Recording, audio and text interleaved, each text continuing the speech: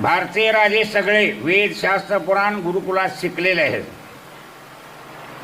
स्वतः देव आहेत राम, स्वतः कृष्ण कोण आहेत?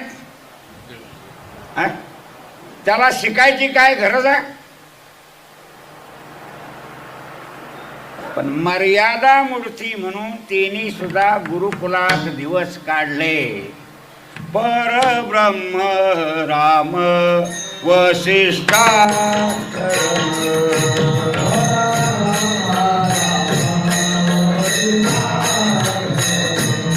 परब्रह्म राम वसिष्ठा चरण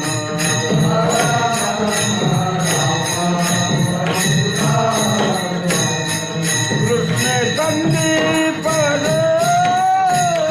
तू केला